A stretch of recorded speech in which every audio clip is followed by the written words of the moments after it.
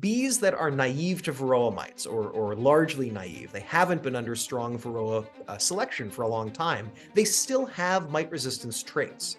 And so that graph that Dr. Martin just showed in his talk indicated very clearly that we've got these populations of bees with no varroa that have some of what they are going to need if and when varroa shows up in their area.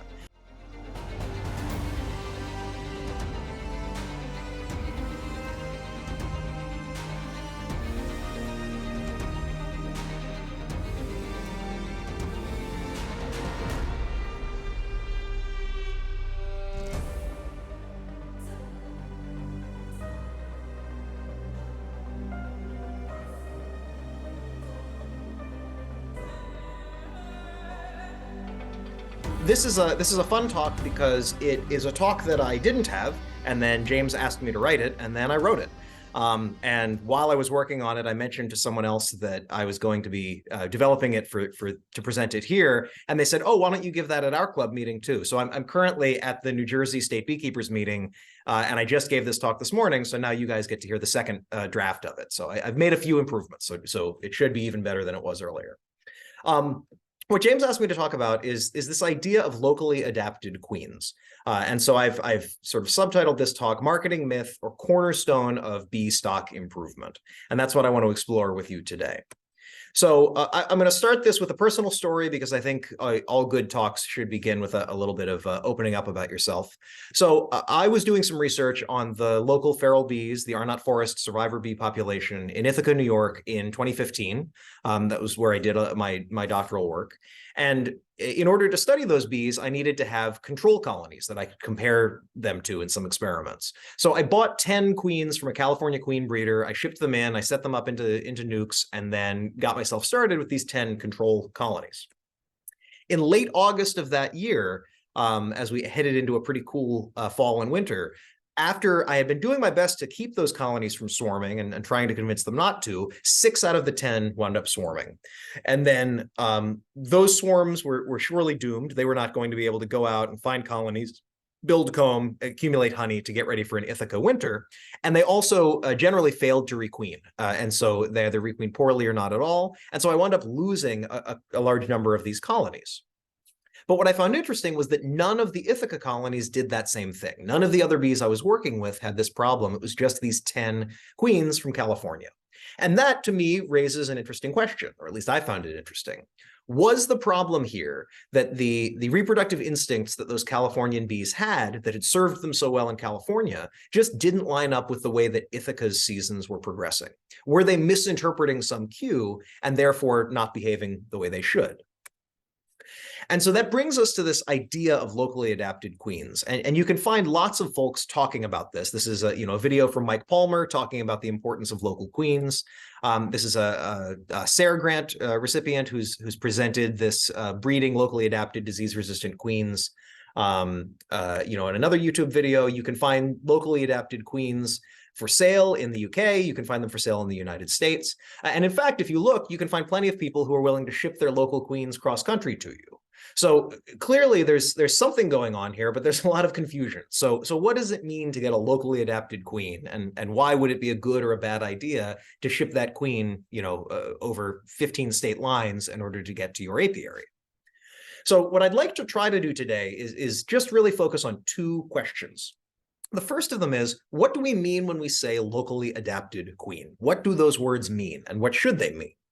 And then the second question is, does it matter? Does it matter whether we have locally adapted bees inside our operation?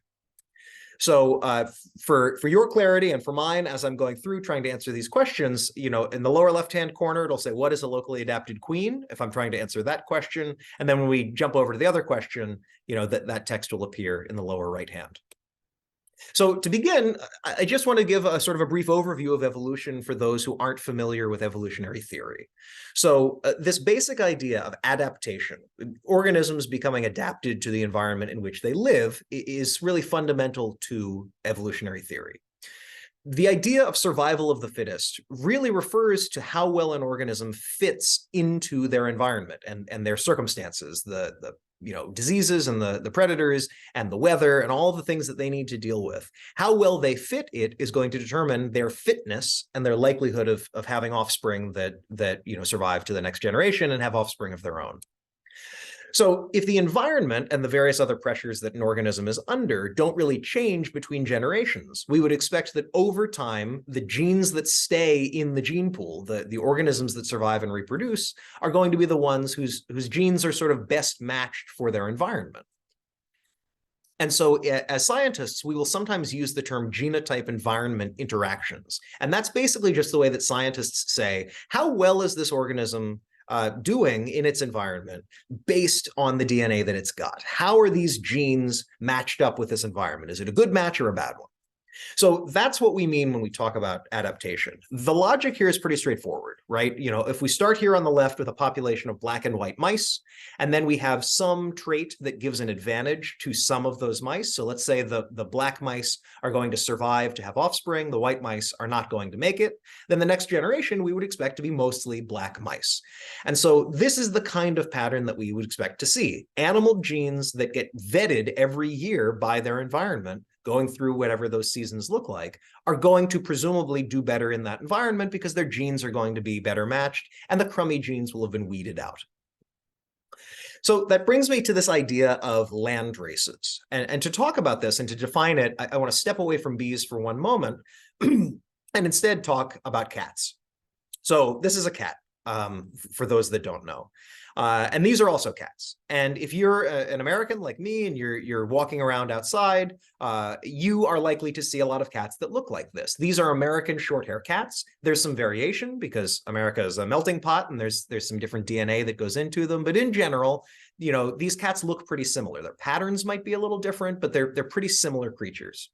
And so that's what a cat looks like to us. But if you lived in Eastern Turkey, these are what your sort of average cat would look like. You would often have cats with different colored eyes. They would generally be white with little pink noses. That's because there is a land race, this sort of local population of cats who just do well in that local environment, and this is what they look like.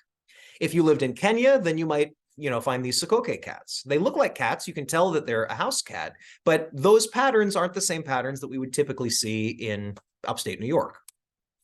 If you go to the island of Cyprus in the Mediterranean, this is what the average cat looks like. They pretty consistently look like this. If you go to Thailand and you wander around the streets of Thailand, the stray cats that you see are often going to look like this. Remember, the old name for Thailand is Siam, and so the Siamese cat breed is basically just someone taking a bunch of these Thai street cats and then carefully breeding them to produce this nice, predictable, attractive version of these same traits, these same genetically determined traits. So the land race of cats that lives in Thailand looks different than the land race of cats that lives in upstate New York, but they're both still the same species of cat. They've just got some genes that are sort of most expressed and most common within their local population. There's another land race of house cat in the United States called the Maine Coon cat. And these are very handsome, very large, interesting cats that are really well adapted to their local environment of rural Maine.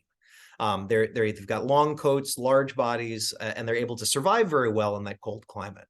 And there's been a lot of speculation about where the Maine Coon cat came from. There's a body of theory that suggests that they are descendants of Norwegian forest cats, which are these feral cats that live in the forests of Norway, and they've got big shaggy coats and they're big cats and they survive very much like the Maine Coon cats do. And so people thought, oh, well, that must be it. It must just be that the Vikings brought some of these cats over and dumped them in Maine, and that's where they came from. There's another theory that when Marie Antoinette was trying to flee the French Revolution, she was known to have had some Siberian cats, some beautiful cats from Russia. And so the story goes, she paid someone to put them on a ship and to take them off to the Americas, and she was going to escape with them, but she got caught and decapitated. But the sea captain still brought the cats over to Maine and then just sort of dumped them, and they interbred with the local cats, and that's why the cats have some of these really great cold weather traits. But the reality here is, if you look at the genetics of a Maine Coon cat and you compare that to the genetics of all of these other cat types around the world, right up here we have the Maine Coon cat, and we can see that their line branches most closely from the cats that just sort of the feral cats that live in New York or sort of New England of northeastern United States. So what that means is that the Maine Coons are not descended from these Siberian cats. They're not descended from any of these other cats from around the world. They're descended from the local cats that I might find at the local animal shelter. It's just that in rural Maine, if you take all of those different cats and you throw them out into the woods, a lot of them are going to freeze to death. And so that is a selection event. It weeds out the animals that aren't well adapted to the environment, and the ones that are left are going to be larger, they're going to have longer fur, they're going to have tufts of hair on the tips of their ears so they don't get frostbite, and what you wind up with is a Maine Coon cat. So this is yet another example of a land race that is well adapted to its environment and that has some of these distinctive features. Over time, we expect to have this happen not just in cats, but in basically all organisms. It would be a combination of genetic drift, which is just random mutations spreading in a population. There's no reason that these Turkish cats have these different colored eyes. It's just that that mutation showed up and it never got weeded out, and so it's common in that population. But there's also natural selection. There's selection taking place where there's preferential survival of animals that have certain traits, and so their genes get passed along. Honeybees do the exact same thing. We see these subspecies, races of bee that eventually develop when these bees are left alone with very little genetic mixing around them. And that's also the beginning of how new bee species are created. Eventually, these land races are so distinct from the other land race on the other side of the globe that they lose the ability to interbreed, and they wind up being called different species.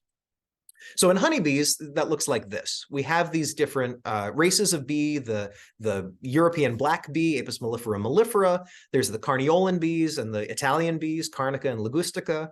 Down here, we have Apis mellifera unicolor, who are called unicolor because they're uniformly black.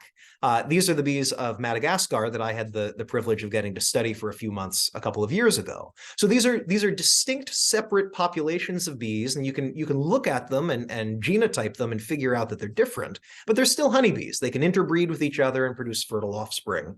And around the world, we know that there are these different populations of Apis mellifera.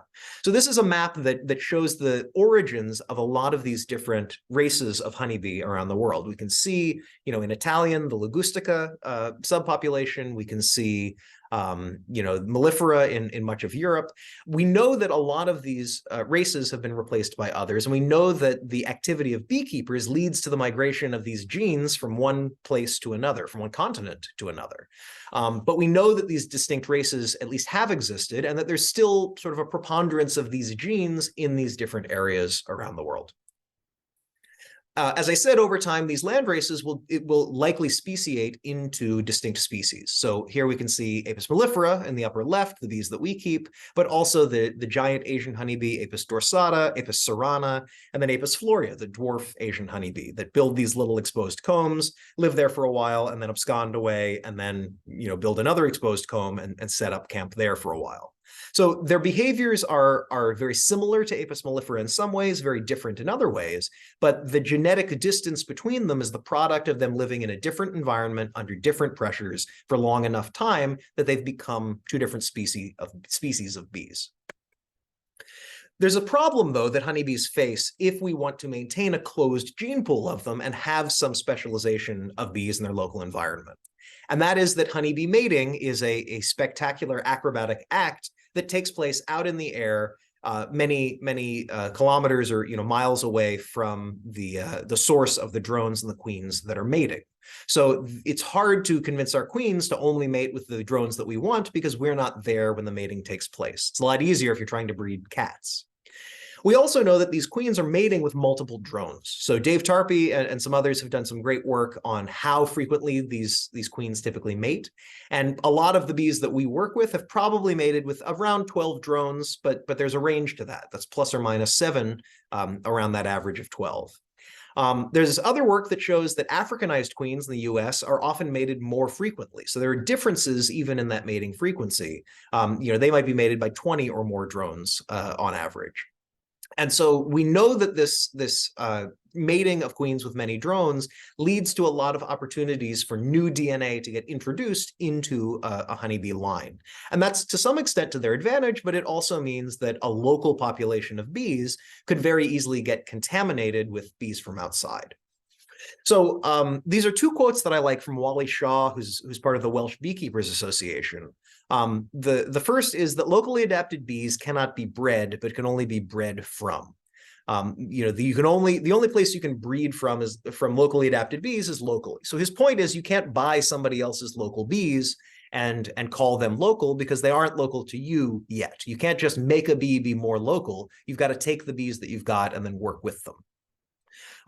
He also points out that there are some areas that get regular importations of other bee races. And so the genetic makeup of the local bees are very, very variable and they're quite unstable. And so he argues that in those circumstances, it's impossible for a locally adapted bee to develop. I wouldn't go so far as to say impossible, but I would say that it definitely poses a major challenge. And in the United States, that challenge is pretty significant. So we've got two different issues that can lead to this contamination of a local landrace of bees that we might be trying to cultivate. On the left, we've got a depiction of migratory beekeeping. There's huge numbers of colonies that are being trucked all over our country, and those bees are producing drones, and those drones are flying out and mating with the queens in your own backyard. We also know that there are queen breeders around the country who will very happily mail queen bees to anyone anywhere else in the US. And so that means that if I am trying to breed my perfect, upstate New York bee, and somebody next door buys a whole bunch of bees from Texas or California or Florida, then I run the risk of those genes getting into the next generation of my own bees. Is that a problem? Well, that's the second thing we're going to be tackling today. But we certainly know that it's harder to get that local adaptation and keep it. So humanity has this problem, this very common problem, where we get very obsessed with the idea of races and racial purity. And even though we are obsessed with that as a species, or at least it comes up an awful lot, our bees are not the purebred dogs that we might like to dream of. Our Italian bees aren't really that Italian. In fact, most of the bees that we work with are mutts. And that is the product of the mixing of these bees, the crossbreeding of these bees, the hybridization of these bees. And certainly in the United States, it is partially the product of us not having a pre-existing honeybee that was established throughout all of our landscape. Various introductions of different bee races have taken place, and they're all hybridized and co-mixed together. So this is just a little research to emphasize this point that we're all keeping mutts. This is some work that Brock Harper did with some other colleagues and published in 2012. And in it, he basically characterized the genes of bees in different area. So over here on the left, we've got this yellow blob, and those are the bees from Eastern Europe. On the next blob is the blue one, and those are the bees from Western Europe. The next blob is the bees from Africa. And they're sort of the orange blob there. So we've got these Eastern, Western European bees and these African bees. And then he analyzed the heavily managed honeybees, not bees living out in forests or bees that were, just sort of kicking around in the landscape, but the bees that were being managed by beekeepers in North America and in Europe. And what he found was that those North American and European populations were both very clearly mixtures of certainly Eastern and Western European lines, and also some of them in North America at least had African bee DNA co-mixed with them. And so these bees are mutts. This is another study that Brock and some other scientists did, which was all about assessing the ancestry of Canadian honeybees. And here he was looking at different populations from across Canada, and he had these different lineages of bees that he was able to recognize genetically. The C lineage, which are the Italian or the Carniolan bees, the M lineage, which are Apis mellifera mellifera, and then the A lineage, which are the African lineages. And so he characterized these and then analyzed the bees that were in these different populations. And what they found is that no matter where you were in Canada, you found a mixture of the C, M, and A bee lineages. All of them were present, and they were all, present in roughly the same numbers. These managed bees are mutts. They're not some pure landrace that has just been transplanted into Canadian beekeeping. I alluded earlier to the work that I did on the Arnott forest bees, and I don't have time to go into that whole story. Maybe that's a subject for next year's talk. But there was a great genetic paper that was done on this survivor population of bees that are very isolated in upstate New York. They don't really have a lot of intermingling with other bees from the area. And yet, we even see here evidence that the old population of bees, the bees that were present, were a mixture of Western and Eastern European and West Asian bee populations. That's the top line, these blue, green, and purple parts of the graph. But the modern bees that we find out there in the forest, even though they're still the same bees, even though they're the descendants of the previous bees, we can see these little orange and little red lines starting to crop up, showing that African and Arabian bee DNA is starting to encroach. These bees are introducing these genes from some drone flying in and mating with a local queen. And so even this very isolated population has some of this mixture going on. So from there, we conclude that local bees are not going to stay perfectly pure forever. But maybe that doesn't matter. Maybe that's fine. Because if the new genes that get introduced fit very poorly with the environment, then we would expect them to get purged over the course of the next few generations. This adaptation is always happening. Natural selection is always taking place. If I bring the wrong genes into an area, then I would expect the bees with the bad genes not to make it. And so the way this adaptation takes place is that bad genes get removed from the gene pool through death. That would mean that if you were a beekeeper and you were, repeatedly bringing in genes from, inside of queens from other areas, bringing them into your environment, then you would expect to have a higher rate of death of those queens because you would have a higher number of genes that didn't fit the environment very well. And so you would expect to see constant death in your bee population, this constant selection taking place of the bees that were carrying genes that just didn't serve them very well in the area. So the first question that I wanted to answer was, what is a locally adapted queen? And the answer that I offer to you is this. It's any queen who's carrying genes that have proven their compatibility with their environment. The bees that have lived in an environment for some amount of time, and they've proven that they can live in that environment and not die. Now, obviously, a locally adapted queen who has only, she and her descendants or she and her ancestors have only lived in an area for 2 generations or a couple of years is not going to be as impressive to me as a locally adapted queen whose ancestors have been living in the same place for 10,000 years. But they're both locally adapted. It's just one of them is going to be better adapted to that local environment. But the next question is in many ways the more interesting one. So if we can recognize what these locally adapted queens are, does it matter? Should we as beekeepers care whether our bees are locally adapted or not? And I don't want you to get too excited because we're not going to get to the end of this talk and you're going to, hear me say definitively, yes, it does matter or no, it doesn't matter. But I'm going to talk through the evidence that we've got, and I hope I can make some points that will help you straighten out your thinking on this matter. The truth probably lies on a spectrum. We have to understand that it's probably not the case that locally adapted queens are super perfect queens and they're just amazing and that any other bee is doomed to failure and that only local bees will succeed.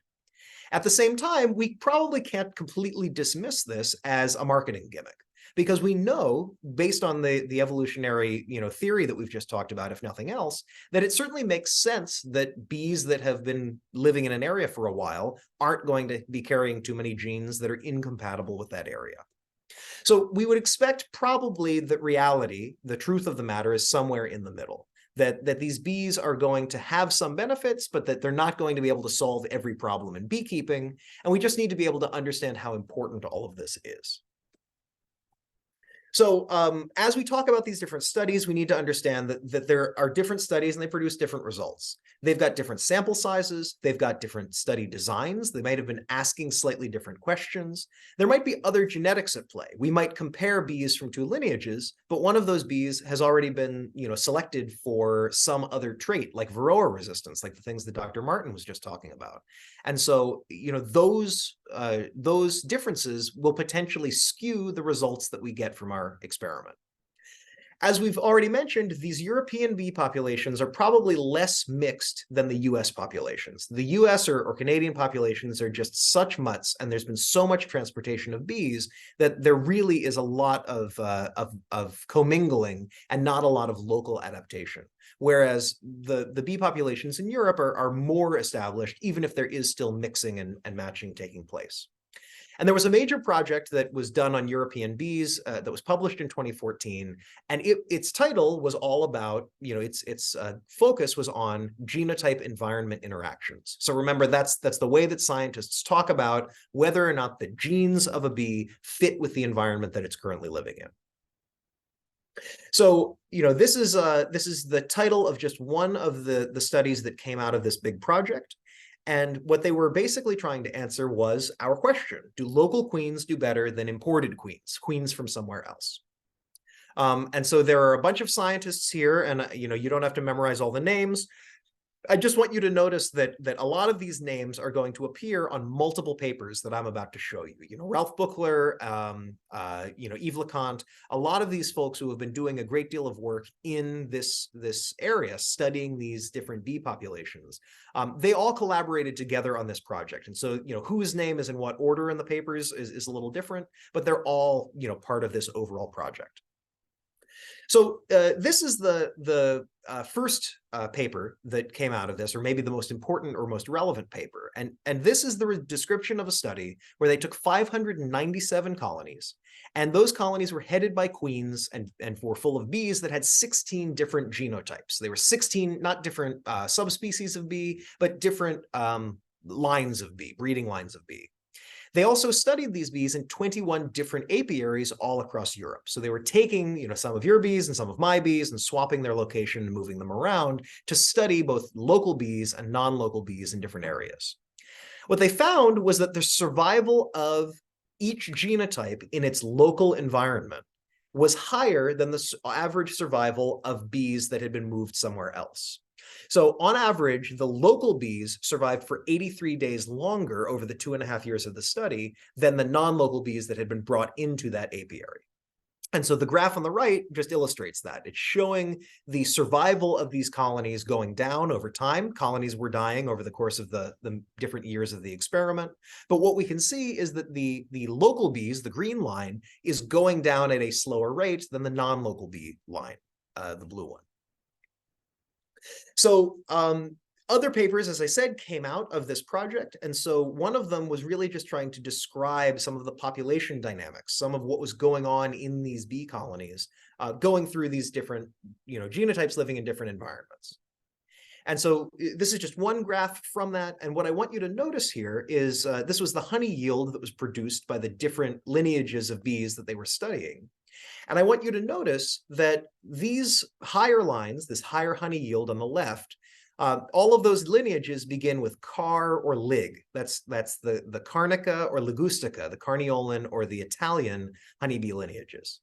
And so it's important to understand that these lineages here are the ones that have been selected probably since at least the Middle Ages for good honey production. Beekeepers have been working with these bees for a long time in these areas. And if the colony wasn't productive, they would kill them. If they were productive, then they'd catch more swarms from them and try to multiply those colonies. And so what we found here is that the Carniolan and the Italian bees, no matter where they lived, made more honey than the other bees. And that's important to understand. When we're talking about local adaptation, if we prove to ourselves that local adaptation has some benefits, it may not be all benefits. It may be that an imported Carniolan bee is still going to make more honey than your locally adapted local bee. And you need to decide if that extra honey production is worth the extra difficulties that colony might have. The other thing I'll note is that they said very clearly that the queens of local origin, or the colonies headed by queens of local origin, had significantly more bees than the colonies that were moved to a different area. So that, they compare 14,000 bees on average in a population to 11,000 bees in the population. And so at the time point that they measured them, they found that these local bees were larger. And so is that an indicator that they were healthier? Is it that they were larger and that largeness per se was what made them healthier or survive longer? It's hard to say, but this is what this study documented. They were really interested in the question of whether those local bees were more resistant to pathogens or parasites than the non-local bees. And so they did a very large, analysis of all of the bees involved in the study, and they concluded that actually pathogens weren't really different for the local and the non-local bees. They tried to find differences and they couldn't. The local and the non-local bees both got infected, they both suffered from diseases, they both had varroa, but they found that they couldn't identify a clear difference in the disease between the local and the non-local bees.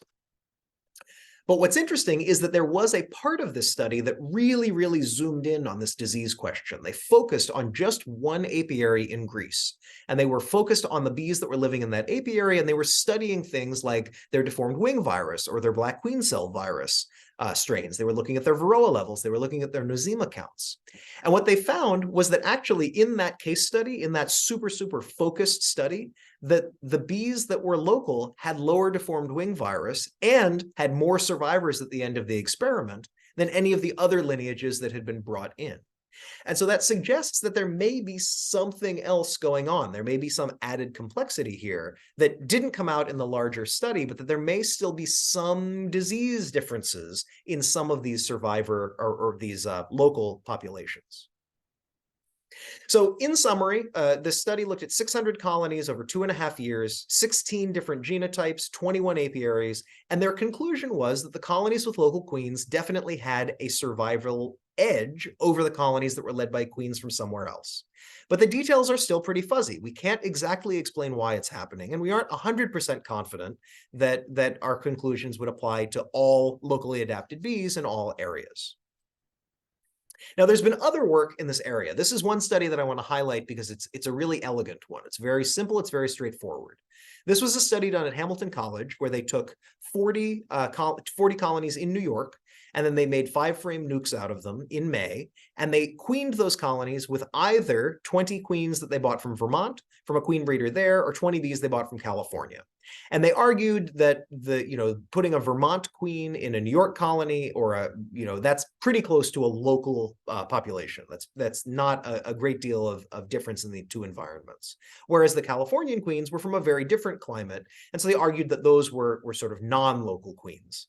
And then they just looked at these colonies and what they did, how they grew over the course of the experiment. And so they found that if they looked at the colony weight and how it increased the honey production of these colonies, the local colonies, the solid line here, increases to a higher level and faster than the non-local colonies. So the local colonies made more honey than the non-local ones did. They also found that the total brood area in the hive increased in the local colonies to a higher level than it did in the non-local colonies. They looked at the nosema counts, and they found that the local colonies had lower nosema over time. Their nosema counts actually dropped compared to the non-local colonies.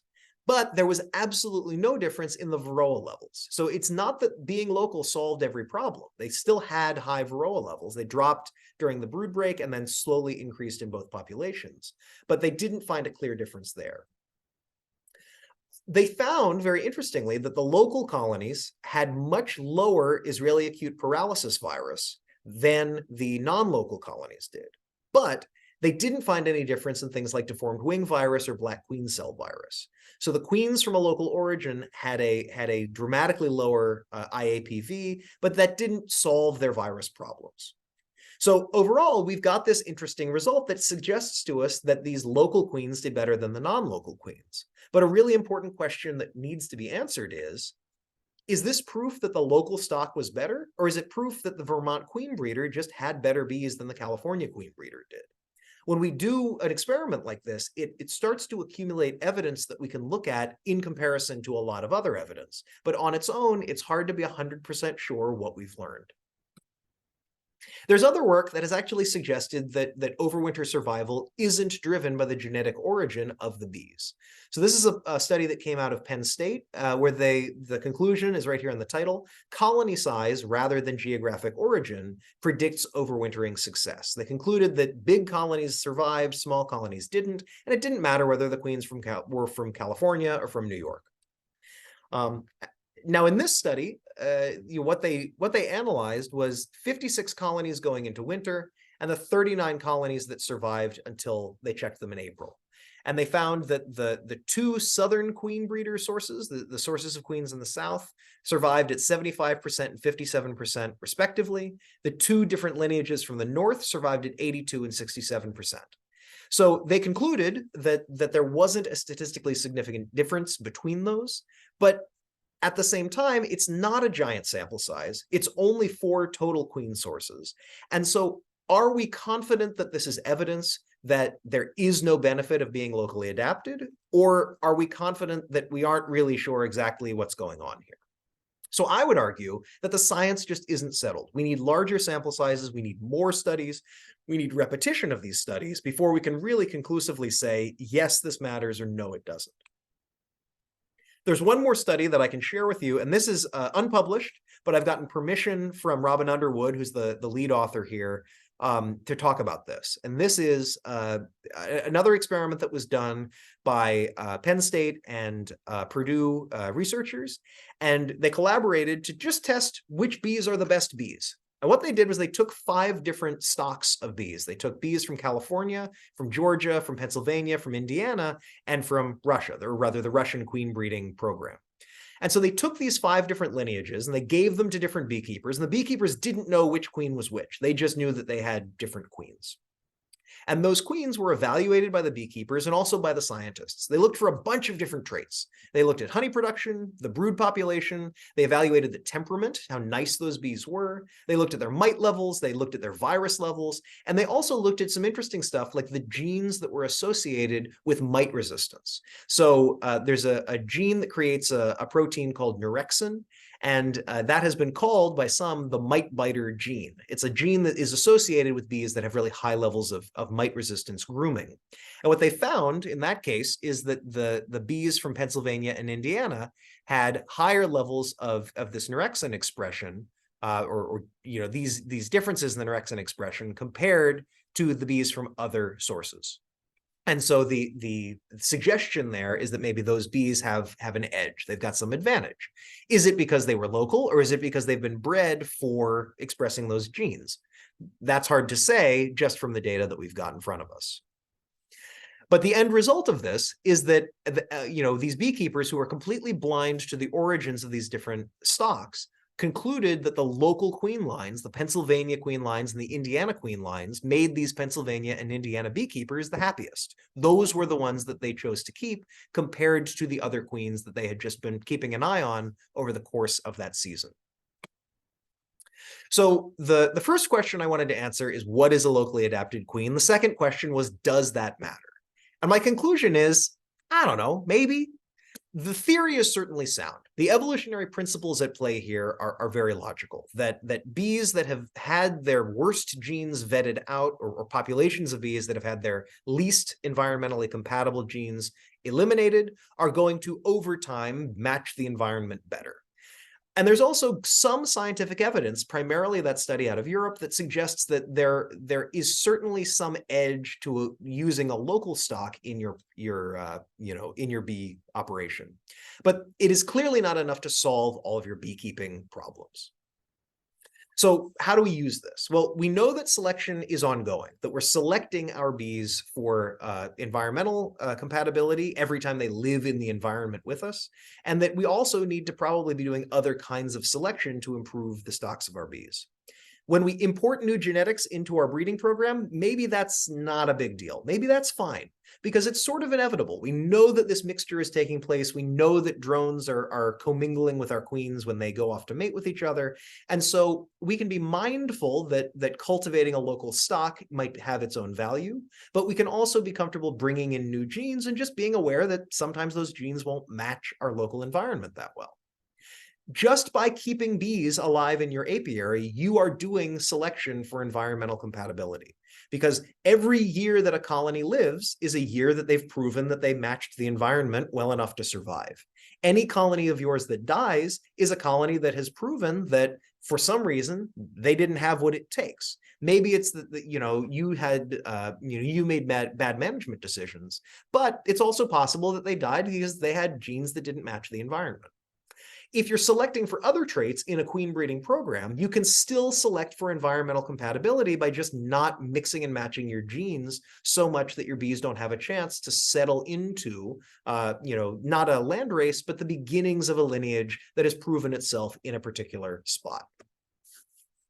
There's a couple more thoughts that I would like to cover before I conclude here. And one of them is, we've talked about this idea that our genes and environment obviously have to match each other, but what if that environment is a changing one? And so there's a few contexts we can talk about that in. One of them is climate change. We know that climate change is taking place. And so if I'm keeping my bees, over here on the left in beautiful sunny Arizona, the bees and the instincts that those bees have might not serve them very well if I move them all up with me to Vermont. And likewise, if I take my Vermont bees and move them to the desert, they just may not have what it takes to survive there. However, if Vermont is going to start looking more and more like the Sonoran Desert in Arizona, perhaps those bees would have some genes that would serve them better in that changing climate. So the sort of quick, dirty, and lazy suggestion might be, well, maybe southern bees are actually going to do better in the north because the north is getting warmer. It's probably a heck of a lot more complicated than that. And it's unlikely that we're going to just buy bees from, a few degrees latitude south, bring them into our area, and have perfect locally adapted bees. However, it's important to understand that the environment, among other things, can change. And so we need to have bees that are adapted to the environment they live in, not the environment that used to be around here. The other thing is that other things have changed in the beekeeping landscape in the last 100 years.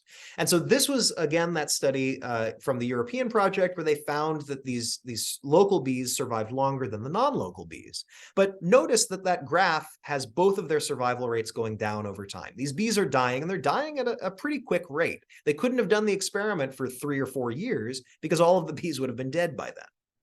And that's because in this experiment, they did not do any Varroa treatment to any of those colonies.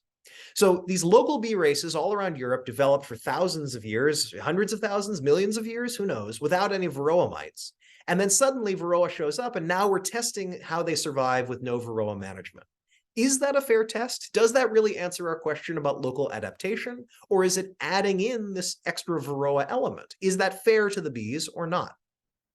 So we have to be clear about what these research projects are really teaching us. Varroa, for the most part, was identified as the primary cause of death for those colonies. But we found that the bees with local adaptations lived longer. So even though Varroa killed them, if the Varroa helped them eke out another 3 months of life on average, is that strong evidence that local adaptation mattered? Or is it strong evidence that we really should be worried about Varroa? We shouldn't worry about anything else.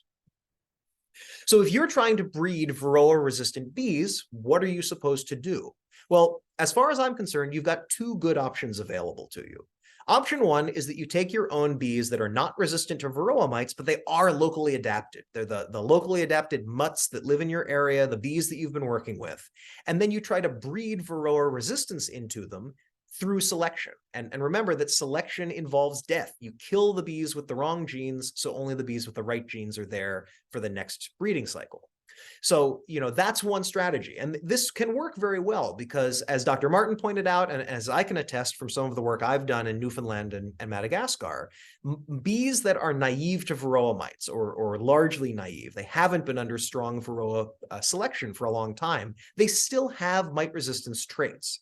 And so that graph that Dr. Martin just showed in his talk indicated very clearly that we've got these populations of bees with no Varroa that have some of what they are going to need if and when Varroa shows up in their area.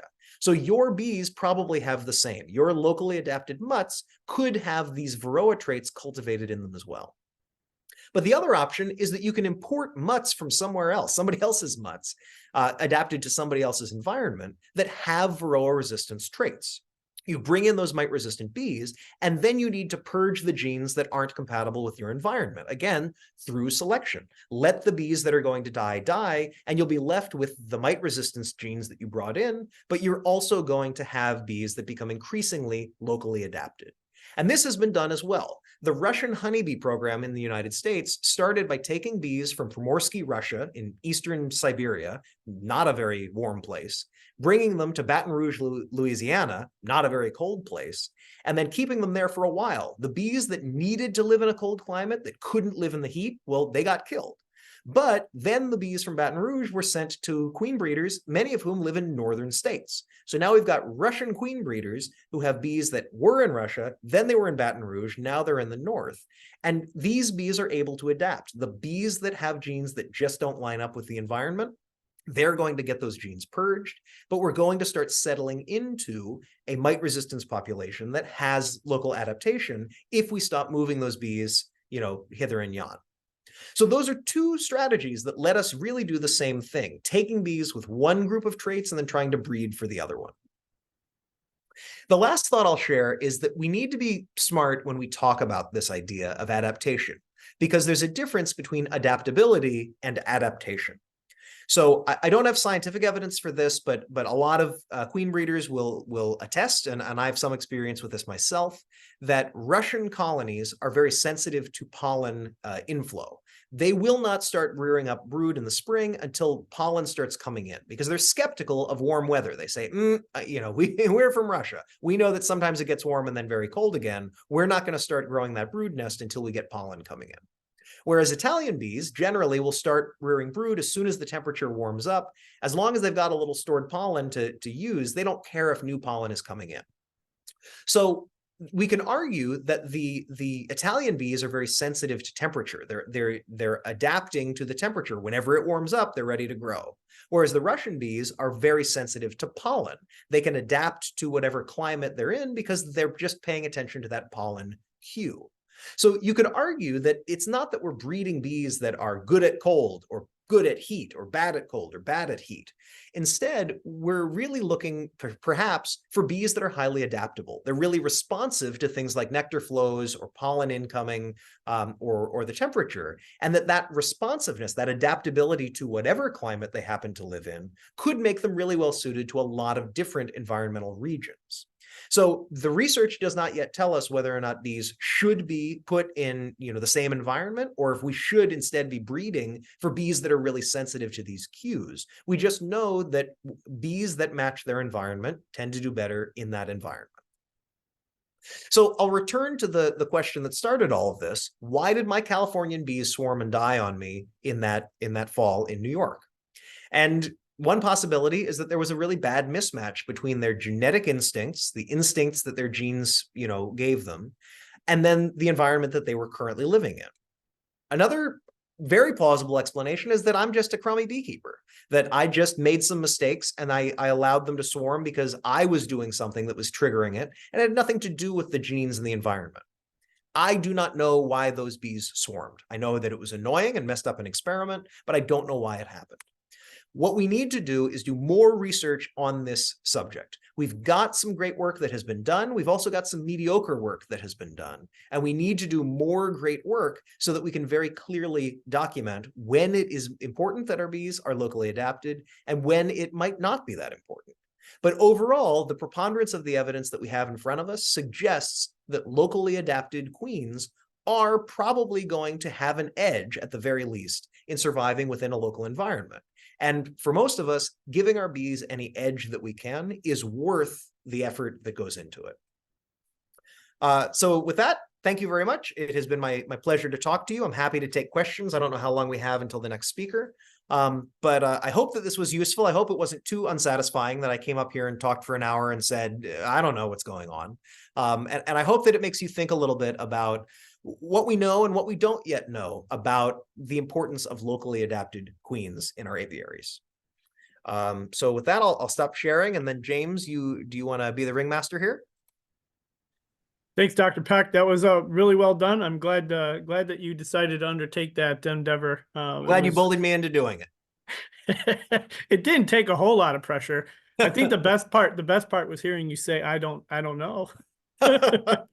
I try to be a good scientist, and a good scientist is always willing to say, I don't know. That's great. That's great. Yeah, and that's what I was hoping for. That was the reason why I thought you'd be a good candidate for this presentation. Raylan White says you're on fire, Dr. Peck. I really enjoyed your talks. And she is from Newfoundland. Oh, excellent.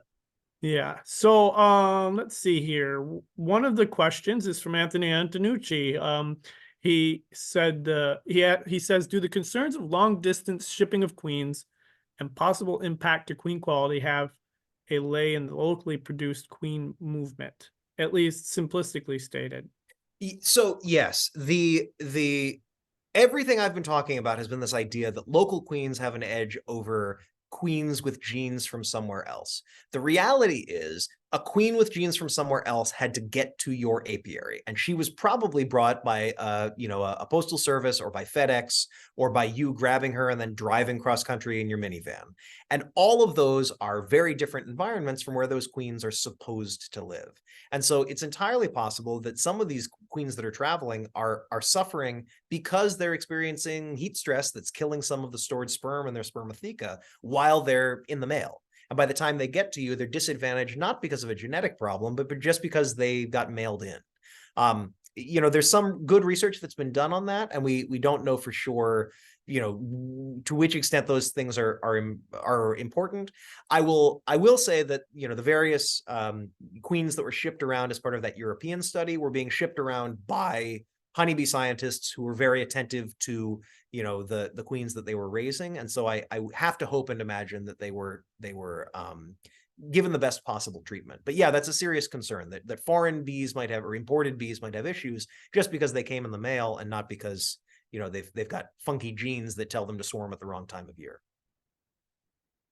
Yeah, so given the stance that the answer is somewhere in the middle, would it be prudent to requeen hives that are imported in hopes that the stronger overwintered hives would outproduce with drones and skew more toward local genetics? Yeah, I mean, if you care about this, if you have the time and the inclination, yeah, take a queen that isn't locally adapted, that you think has genes that don't match very well. Find another source of queens that you think are better matched to the environment, and then yeah, go ahead, requeen your colonies. Bear in mind that a locally adapted queen might do, but she might survive really well, but she might be less varroa resistant, or she might survive well and be varroa resistant and not make honey, and her bees might have a terrible temperament and sting you. So recognize that there are many traits involved here, only some of which have anything to do with the match to the environment. But yeah, you as a beekeeper have control over the bees in your hive. And one of the easiest things that we can do is change the genetics. All we have to do is kill the queen and have them raise a new one, or buy a new queen and bring her in. The problem is, we don't know what the new genetics will be. That's something we don't have much control over. You've got to do a lot of very careful queen breeding to do it. I guess the other thing that I will mention is if you are trying to requeen a colony from one lineage with bees from another lineage, if you've got Russian bees and you're trying to replace them with your local mutts that are mostly Italians or vice versa, bees are very sensitive to foreigners, and they will be more likely to reject a queen that doesn't line up with their own genetic heritage. And so I strongly recommend, if you're trying to requeen a colony with bees that are genetically distinct, using either a push-in cage over emerging capped brood, or we've just I don't want this to be a commercial, but I will mention that Better Bee carries these queen introduction cages that have that same function. That these cages let you put in a frame that just has capped brood, no bees walking around except the queen that you've popped on top. Close that cage up, and then as those bees emerge, she'll start laying, they'll take care of her, and she'll be more likely to be accepted. So I don't want anyone to listen to this talk and think, oh, perfect, I'll just go requeen all of my colonies with bees from the swarm that I caught down the road, because the difference between the bees that are living there and the queen that you're trying to put in can certainly lead to different levels of queen rejection. Certainly requires you to pay a lot of attention regardless of your management style. Right. Yeah. That is a lesson I have learned very uniquely over the past few years. It doesn't really matter what your management is. You've got to be paying attention. Right. So this one is from Andrew Dewey, and the question is, are you aware of any differences in local adaptation because of the origin of the queen? Example, swarm or supersedure. And you kind of just touched on that. Yeah, so I mean, if the if you catch a swarm with a marked queen, then she probably came from a beekeeper, which means that she could have been imported from across the country. If you catch a swarm out in the middle of a forest and there are no beekeepers nearby, then those bees have probably been living in that forest for a while. In terms of a supersedure, any colony can supersede, and at that point, your question is what genes did they start with in that queen, and then what drones were flying in the local environment that would have mated with that queen. And I think you need to have a good understanding of the mating landscape around your bees before you can conclude whether you are likely to have, a lot of imported genetics floating around, or if you're unlikely to have that. I have often heard northern beekeepers saying that most package bees from the south should be requeened sometime during the summer with a local queen for better overwintering success. What is your take, especially knowing that there are a bunch of other factors regarding package bee success? Thank you and hello. Yes, there certainly are a lot of other factors, and I don't, as a matter of course, recommend requeening. I think you need to decide how much you care about the advantages that local adaptation give you versus the advantages that a southern queen breeder might give you because they've been doing great selection. Maybe they're using the UBO test and breeding much more mite-resistant bees, and so you'll get a better bee in that regard. But yeah, maybe they'll have funny instincts, and you'll be more likely to see fall swarming if you don't intervene and prevent that. So I don't recommend requeening as a matter of course. I think that if you are in an area where you are trying to cultivate a local stock of bees, and if you've got somebody who's got affordable local queens that you can use to requeen a package, sure, you can go ahead and do that. At the same time, a lot of the folks I've heard say that are folks in the north who breed and sell queens. So be mindful that somebody could just be trying to sell you a queen. But yes, the evidence that we've got in front of us, what we just talked about, suggests that a locally adapted bee is potentially going to be more likely to give your colony a survival advantage than one from elsewhere.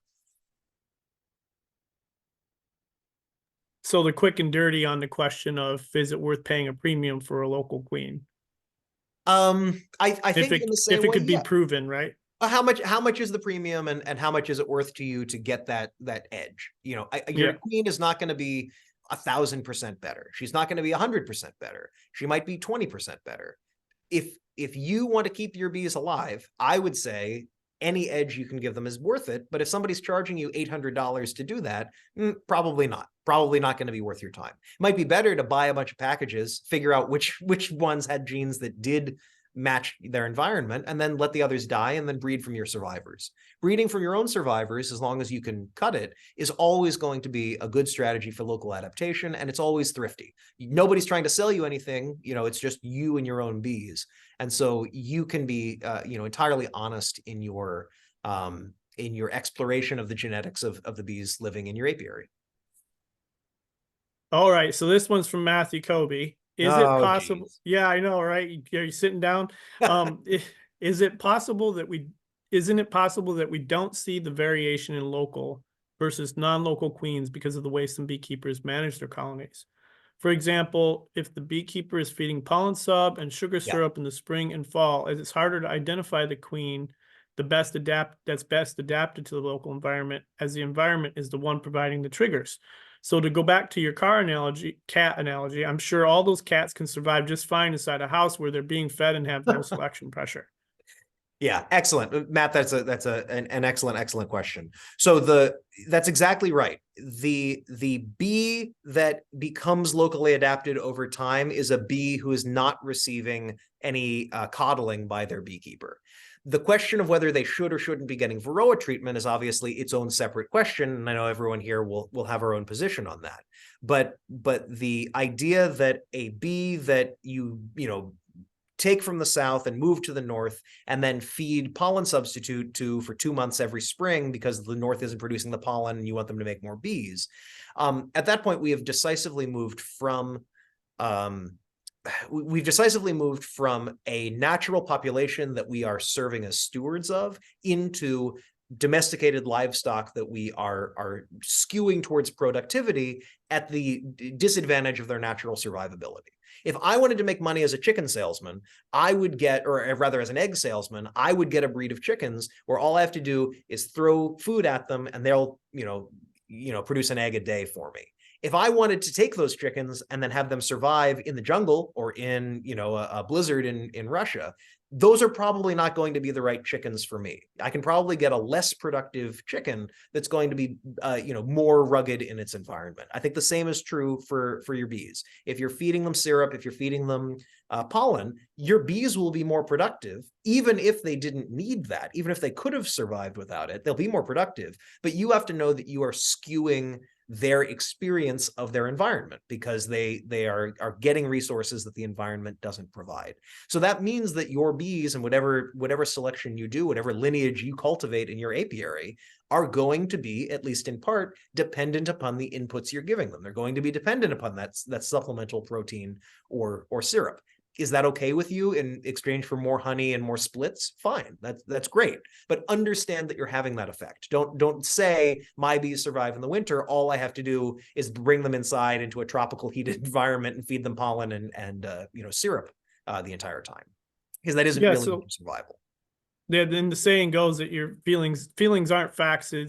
Emotions aren't necessarily facts, but at the same time, your goals aren't going to generate facts either. If your goals are you know, causing you to make certain decisions in your management practices, it doesn't change the fact that a locally adapted type queen would do better in that environment. It just means that you're making certain decisions that suit your needs. Right. There is value to that locally adapted queen, but you can't pat yourself on the back in the knowledge that you know, local adaptation is nice and then watch your entire beekeeping operation die if you were depending upon the income from your honey sales to, you know, pay for your kids' college tuition.